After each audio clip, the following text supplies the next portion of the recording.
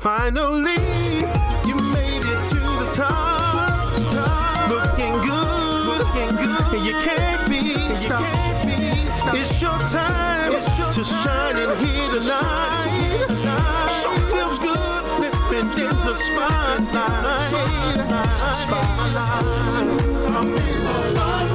Spotlight. My night. My night. Spotlight. I'm in the spotlight. Spotlight. My night. My night. This is my night. Tonight is your night. Walking in the spotlight. Thank you all for tuning in to another episode of The Spotlight. I am your host, Demetrius Huckabee, aka Vision. Today I'm sitting here, man, with a lawyer out of Birmingham, Alabama, Neena Speer. She wrote the book, Dear Future Lawyer, for all those that want to be future lawyers. So what inspired you to write this book, Neena? So I was almost going to flunk out of law school, guys. And when I tell you flunk, I mean that I was put in a special class after my first year. And they almost took my whole scholarship away and almost put me on academic probation. I had people calling me, telling me, Neena, you didn't do enough, you didn't study enough. But I was in every professor's office and every office hours I could take. I did my own writings, my own outlines, and I couldn't get it, guys. I really couldn't get it. And nobody was giving me the inspiration I needed. So I said, you know what? I got to write something because I know I can write. Even though my professors are telling me that I'm struggling with this legal writing thing, I know I can write. So I wrote myself a letter. I said, this is what you're going to need, and this is the experiences that you're going to feel when you go through law school. And I tried to make light of the law school situation and make people see, you know what, law school is not as intimidating as it needs to be if you know exactly what to expect, if you know what stages you're going to go to. I read in your book that you had a desire to play WNBA. So you had to balance it out between being a basketball star, a basketball player, and a lawyer. So why did you choose the path of a lawyer and not a basketball star? So, backstory to that, I have an amazing father who raised us since we were young. He was on the first UAB men's basketball team for UAB, the big team with Oliver Robinson and all of them. And I always wanted to be just like my dad. I always wanted to play basketball. That was my way, my connection to him. And I started, and I wasn't really good, but then I got a lot better. And then in 6th and 7th grade, I finally made the team. After 7th grade, I had struggled. I didn't make the team after 8th grade, and 9th grade, I was manager. And coach told me basically, look, Neena, you need to focus on academics. And when I got told that, even after trying multiple times, after multiple trainings, I said, you know what, fine. I'll focus on academics, but I'll never give up basketball. So even though I went through high school, I always wanted to be a WNBA player or a lawyer, I said, you know what, I can always have this basketball skill. Whenever I connect with kids and youth, that's what I do. I connect with them on basketball. And whenever I go into a classroom, I can talk about the academic brilliance that came. So that coach kind of made me choose between lawyer and basketball, but I never made that choice. They always become intermingled. Just I didn't go the full term because I knew where my limitations were. So what kind of lawyer are you? You an entertainment lawyer, or what kind of lawyer are you? So I'm a criminal defense lawyer. Okay, so not dealing with sports. You're not a sports lawyer. Not a sports lawyer. I know a little bit about sports law, but I primarily focus in criminal defense and business formation, and I did that because at a young age, I actually focused in my research on prisons. And I looked at the prisons, and I learned about the laws, about crack cocaine laws, about sentencing inefficiencies and inconsistencies, and I said, you know what? I don't like this. And I presented it to my classmates. I was like, you know, this 3 strikes you're outlaw is crazy in California. It should not happen. And they didn't understand. They didn't understand my passion, my vigor, my zeal. And that was the first time in high school I was ever passionate about anything. And so I pushed myself. I said, you know what? I see people differently. I don't look at the combination of what you've done and decide that that means that you don't deserve a chance, an opportunity, a reason to grow anymore. And I use that as my motivation to push me towards being the best criminal defense attorney that I could. And that led me to criminal defense. Now, but I would say that's definitely a balance in society today, because, you know, people that know me, I did a little time. I did 15 years. But back then, the lawyers didn't have the mindset that you have now. You know, you have a desire to want to help, you know, and that's good. That's good for the people. Because everybody's in prison, didn't do what they supposed to do, what they did, or people said they did. So it's good. They got somebody that's going to fight for them on their behalf. And even more importantly, just to keep this in mind, they it wasn't proven that they did what they were supposed to, what they did. Okay. So it don't matter. In the end of the day, a lot of people get criminal defense confused. They think that criminal defense lawyers only defend people who are innocent, or only should defend people who are innocent. But if the crime has not been proven by the opposite side, that's my job. That's what I should be doing. I should be fighting for your rights, so that later on somebody like you doesn't come along and get convicted off less charges and less evidence, and basically people pushing information out there that's not necessarily true based off stereotype, racial, unconscious bias, and all the other things that cloud the judgment of a courtroom sometimes. Okay, I like that.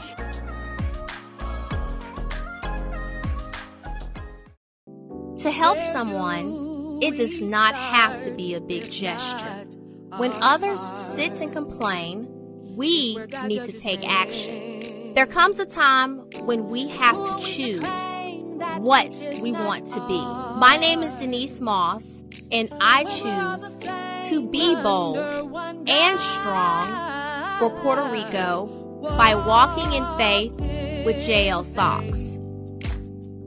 Buy one, save one. Go to jlsocks.com right now. He is my brother.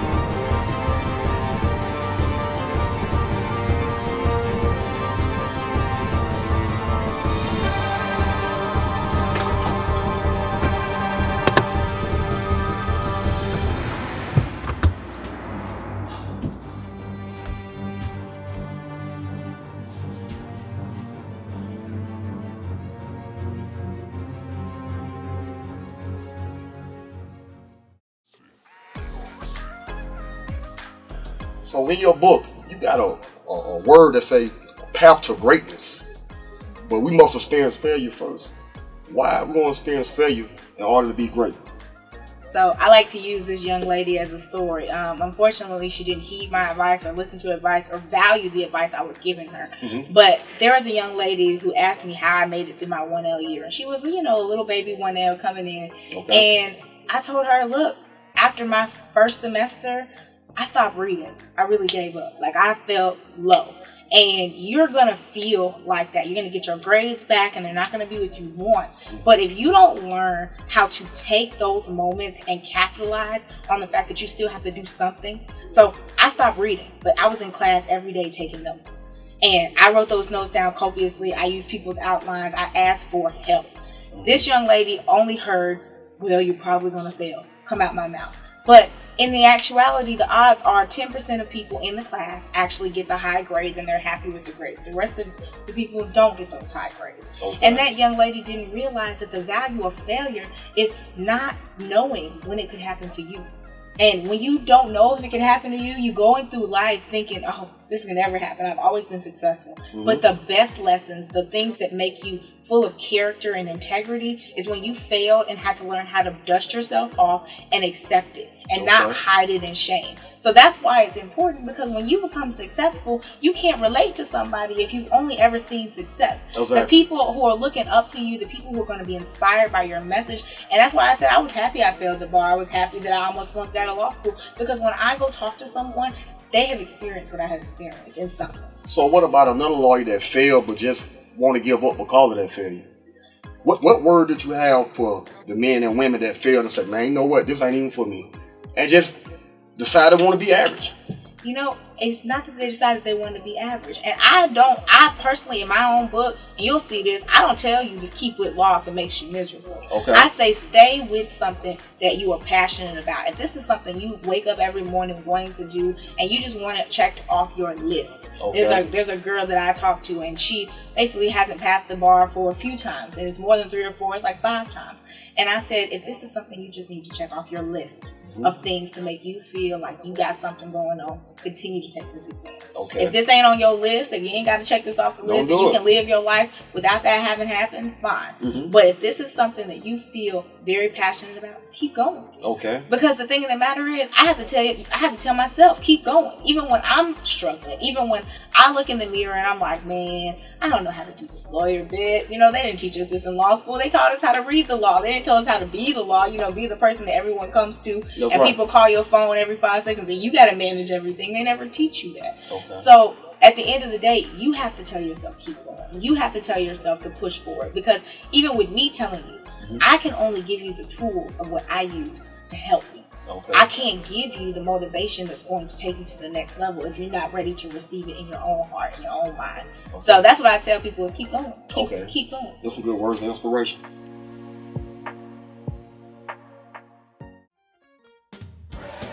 You know, so often people come to church just to be present. They come to church just to have a good time.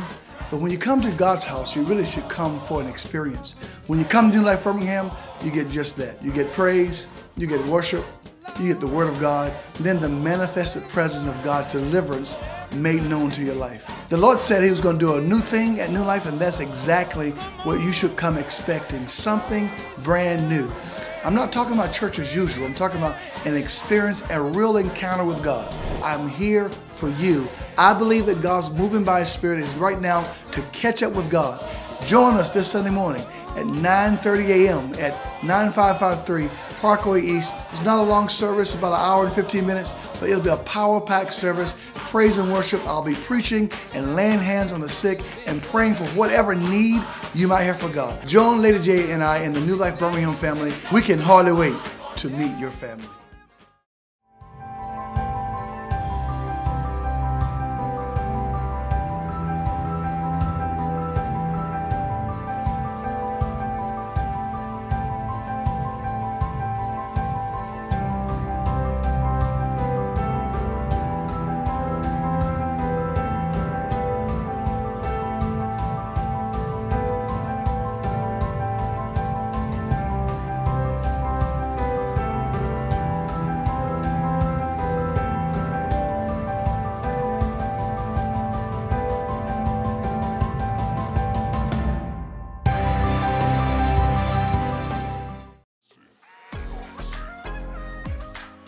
For your book, man, you listed 6 characters or stages that each student go through.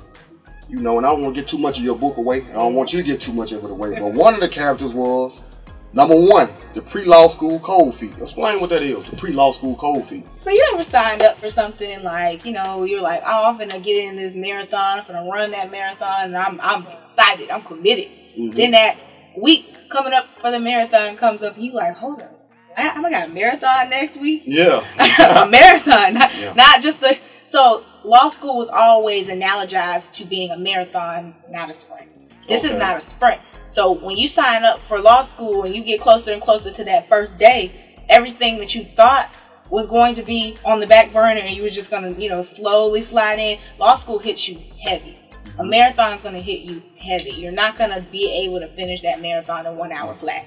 Just like law school, you're not going to be able to pick up and start running. Okay, a lot of people think that, and that's why I call it pre-law school cold feet. Because, you know, just like when you get up to the marathon, you're ready to go, that doubt enters your mind. You're like, you know what, I don't know if I should do this. That's a lot of money, 3 years, that's my life. They say I'm not going to have a life. So people go through that stage when they're not necessarily sure that law school is for them. And they also go through that stage when they have other responsibilities that are on the table, i.e. kids, i.e. a job. Some people go to law school with a full-time job and they do night school. So law school cold feet happens when you are thinking about all the other things that you have to get done in and this. So what gave you the strength to just push through your fears?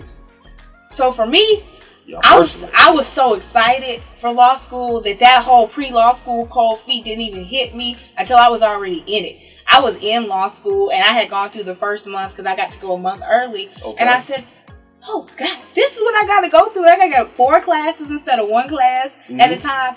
And it was awful. I mean, it was one of those things where you're looking at yourself and you're like, yeah, I don't know how I'm going to have the stamina to do it.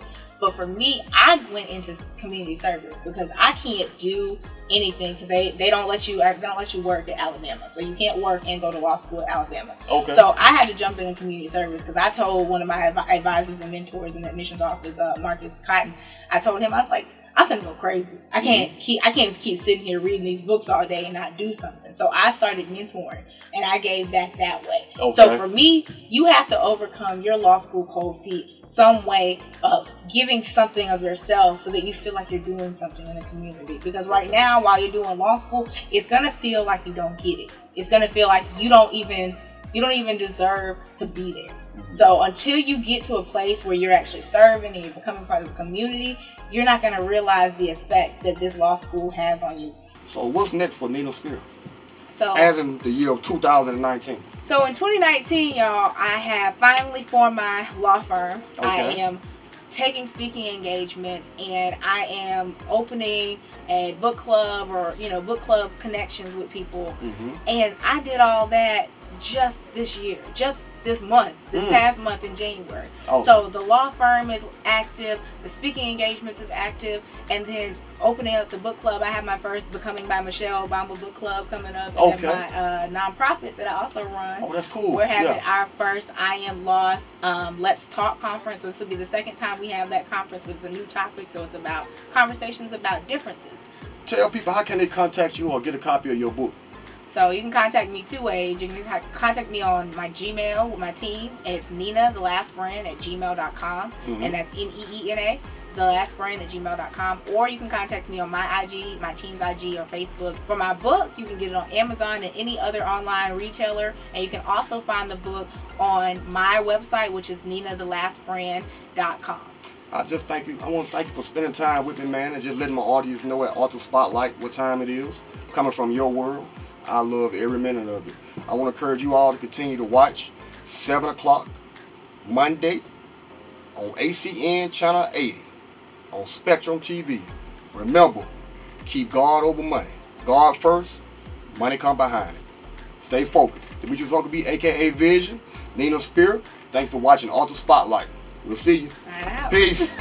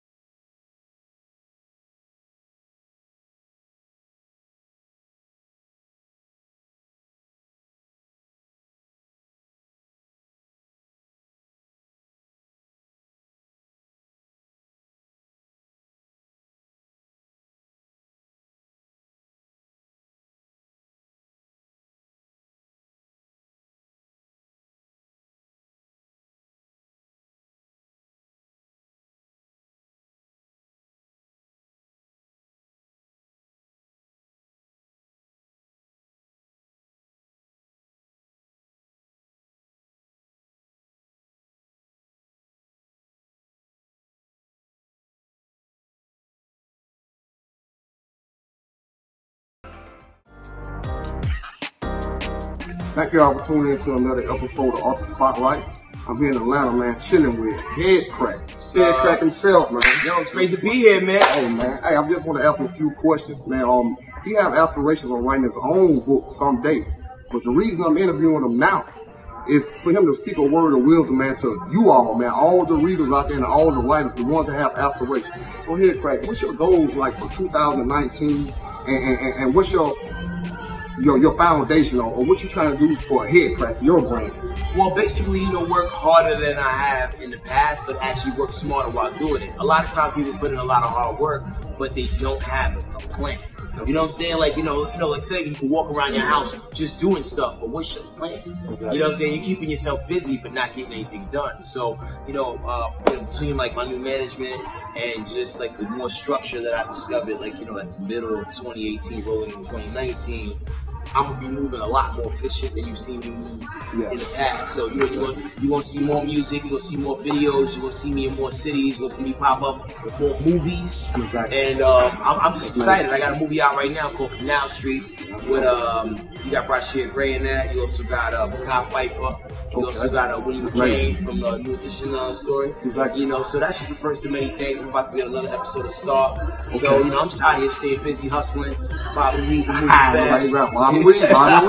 So man, dealing with books, man. You say you had plans on writing a book sometime in the future, or what? Yes, sir. Okay, what kind of book gonna be? Non-fiction, fiction, what? Non-fiction. I have some crazy stories of things that have happened to me all throughout my life, but I didn't want to write an autobiography because, like, I feel like my story's not done. I'm just getting started. What I did want to do was put together a collection of short stories of real life events that happened to me. Okay. Some are funny, some are not funny, but I think at the end of the day, there's a lesson to be learned from all the stories. You know what I mean? So I definitely plan on doing that. In addition to that, I definitely want to drop the audiobook version at the same time because I feel like, especially when you're telling people stories, nothing's better than hearing it from the person who did the story. Okay. Like Tracy Morgan has a book called I Am Who Black, and the book is great by itself on paper, but when I got to hear his audiobook of it, with him actually like saying the stuff, it brought it to life. So I want to definitely do that for my story, so you don't lose any of the inflections or or any of the pain that are in the stories as I'm telling them. So there's that, and then I also want to write like a inspirational book. So like when I say inspirational, not necessarily like hey churchy, but just to let people know that like hey, no matter what your situation is, if I'm here, you can be here. Yeah. You know what I mean? Because like there's been days where I woke up and it's like how. Yeah. You know what I'm saying? But it was that determination and the will to succeed and that fear of failure that really propelled me to like be where I am today. So I want to instill that in other people, man, and tell everybody you all can be great. You are great. To help someone, it does not have to be a big gesture. When others sit and complain, we need to take action. There comes a time when we have to choose what we want to be. My name is Denise Moss, and I choose to be bold and strong for Puerto Rico by walking in faith with JL Socks. Buy one, save one. Go to jlsocks.com right now.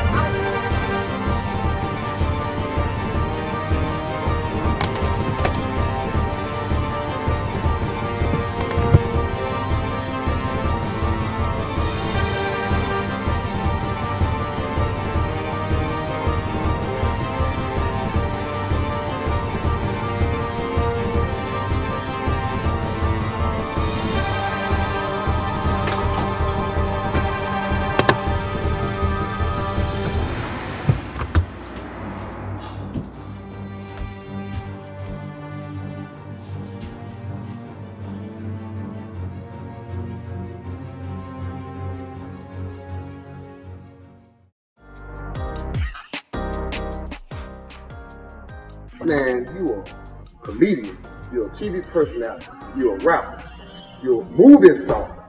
What's next, man? I mean, you glowed me way up, man. I need to put you on the PR team. I mean, like, you know, a lot of times people categorize me as a comedian, but I am not a comedian in any stretch of the imagination. Like, I wish I could like write jokes in a stand-up comedy kind of form and execute it, but that's not necessarily my lane. But what I do is I write skits, I write scenarios, and I improv. You know what I mean? You ever watch that show? Break down improv. So improv is when you're making it up on the spot. Like, there used to be a show and it still comes on actually called Whose Line Is This? And they'll get scenarios and they'll like just do something funny based off of the scenarios. And sometimes you incorporate a crowd member into it and you have fun with that.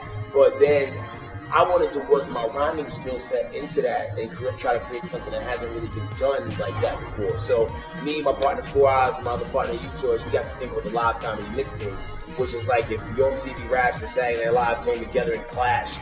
That's kind of what you get. Like, there's skits, but the skits rhyme, it tells a story, the stories are comical, the scenarios are weird, we also do stuff where we involve the audience and, like, you know, and bring them in too, and it's done in a really creative and fun way. And we just can't wait to, like, travel. We want to show more people that project. Now, you say you want to go to audio books once you do publish your book? Yeah. Okay. Because, I mean, I feel like, you know, no one can tell your story better than you can. I mean, it's one thing to have your words on paper, but it's another thing to hear your voice booming through the speakers. And when you think about it, you know, just say when we're long and gone and we, like, you know, feeding the ground, right? Your voice is there forever telling your story. No one can ever really change your words. I mean, they literally can. Edit it. But, you know, but like, those are your words immortalized on tape. So I think that's just, you know, something you can leave behind for future generations. So what would you like to tell my people, man, that's watching Off the Spotlight, man? What word of inspiration that you have for anybody that's watching this show with you? Hey, at the end of the day, man, all of y'all out there have some story to tell. You know, your story can't be told by nobody else but you. So quit procrastinating, whether you're writing it on your phone in some app where you can like put together documents, or you're doing it on your computer. Get to writing, tell your stories. Let's create the next legacy of information, you know, that people are gonna pick up in the future, man. Because, like, you know, we tired of reading the old books. How many times can we read Huckleberry Finn? You know what I'm saying? Like, yo, we need some new books, man. So get to writing, man. Like, you know, as much as we've been oppressed, you know, over the last 100 years and whatnot, like, you know, we have a lot to say. And it's not the same, and everybody's not saying it the same way. So get to writing, let's hear them stories. Can't wait. So how do people get in contact with you? Oh, man, it's so easy. I'm on Instagram, I'm on SoundCloud, I'm on YouTube, Facebook, and it's all the same. HEADKRACK. I got a new video out right now called WGOC that's on YouTube. Be sure you check it out. It's a real fun ride, talking about a crazy night out on the town, and I got more music coming. Thank you all, man, for tuning into another episode of Off the Spotlight with my man Head Crack. No doubt, thank you, D. Stopping through. We're in Atlanta, man, just chilling with him. Hey, the next episode of the Spotlight will be for you. We encourage y'all to read, stay focused, keep your mind on the prize. Go get it. Off the Spotlight. We out. Finally, you made it to the top. Looking good, and you can't be stopped. It's your time to shine in here tonight. So feels good living in the spotlight.